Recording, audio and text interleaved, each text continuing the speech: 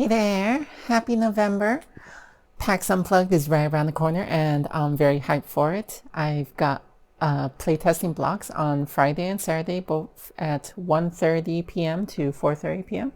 And then I've also got a couple other slots, like a 10:31 at the Building the Game table on Friday, and I think another one on the Breaking My Game table at 10 o'clock on Sunday.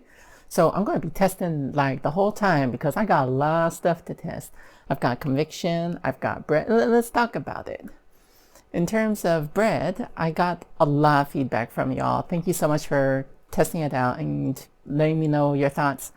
I was testing out a new graphic design thing for the Unrest, and it was confusing, was the general consensus. So I'm going back to what I had before, but I'm going to make it really obnoxious, okay? I'm talking like big yellow signs. I'm talking on the front and the back of the card because of all the rules to get wrong, this is the one that will like throw off the balance and the tension of the whole game, all right? So like all the other rules, like the walls and like even consuming bread from your hand, like all those things will like mess with the game, but not as much as that. So I'm going to make it really obnoxious and flashy, and I'm hoping that's enough. We'll have to see.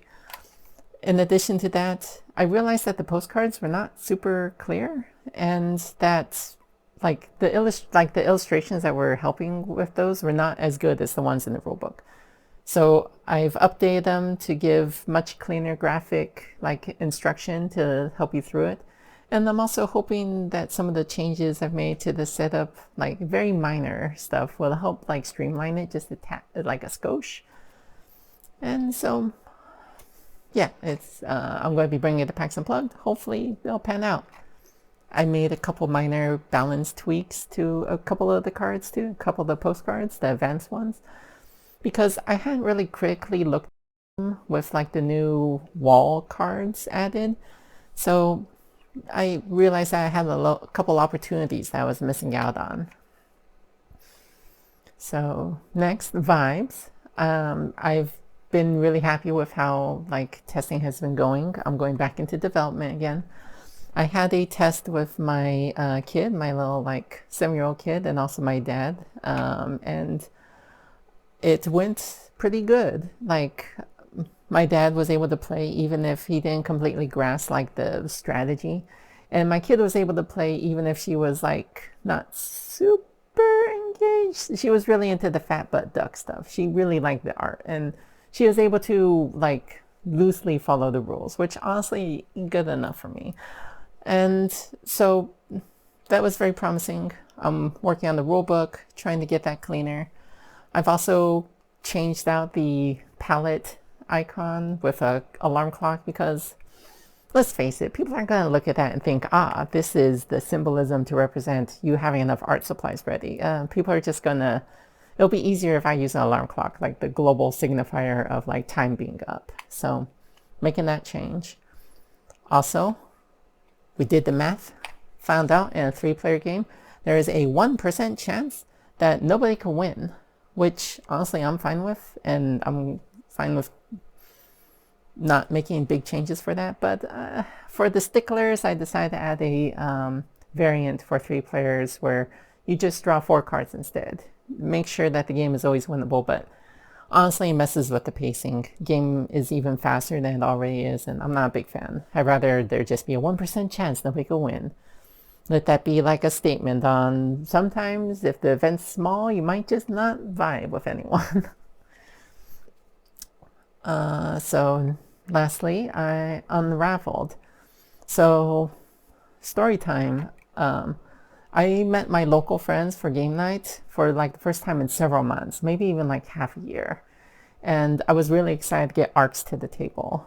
And like it took us like 3 hours to get through it, and we only played the base game because that's what was recommended.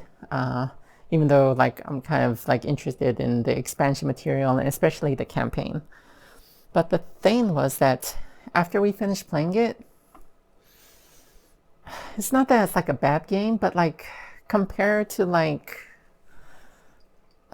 compared to like other Forex games, it's kind of like mid. Like if I had to choose between base arcs and like Eclipse, I'd probably pick Eclipse because like usually I'm used to like these like leader games having like a really high degree of like social interaction going on. There's lots of like politics. There's lots of like sacrifices being made, like directed like decisions that will directly impact one person's power, but kind of make a sacrifice that empowers somebody else. There's a lot of interplay like that. But in arcs, it's kind of like power gained. It's just power gained. I guess the point is that like there's not like arcs doesn't stand out. It doesn't have like the leader spice that I'm used to. I'm started playing with the leaders and lore expansion, and I'm starting to see that stuff, and I'm starting to understand where it's coming from. But this made me realize that like with Unraveled, without the loyalty stuff, it's not like a bad game. Like I've heard people like really enjoy the logic puzzle of it, but in the end, it's just like a very straightforward like logic competition where like all the social interplay is just trying to out logic the other players, and that's not very knife bunny, you know. The loyalties where the conspirator might mess with the sleuths and try to like get them to come over to their side, and the sleuths have to think if they are willing to go with that change or if they want to stick with like what their other friends are doing. Like that stuff is more the knife bunny stuff I want to explore. So that made me committed to streamlining and like making the loyalty stuff really clean and simple, so much that it integrates really cleanly with the base game. I still don't know how yet, but hopefully I can figure out something by Pax Unplugged. I've got some ideas, I just need to test them and prototype them, you know? So that's everything. Heads up, December is going to be redonkadonk for me. I've got surgery, I've got holidays with my kiddo. I'm not going to get a whole lot done. I'll probably get some stuff done while I'm in recovery, but I'm not going to make any promises because last time recovery hit me like a dang truck, okay? So we'll see how it goes. Hopefully I catch you at PAX Unplugged. Yeah. Ciao. Okay. I'm dying to... I need your help. I saw this dress on like online, and it was the first time in a long time that I spontaneously bought something. I really love like plaid shirts, and this was like a plaid shirt dress thing. Oh, it like really gendered to me. But I showed it to a friend, and my friend said it's giving Catholic schoolgirl, and ew, better, ew. So please tell me, is this giving Catholic schoolgirl? Because if it is, I really need to fix it. I need to change something or maybe get rid of it. So help me out. Is it? I really don't want to look like a Catholic schoolgirl.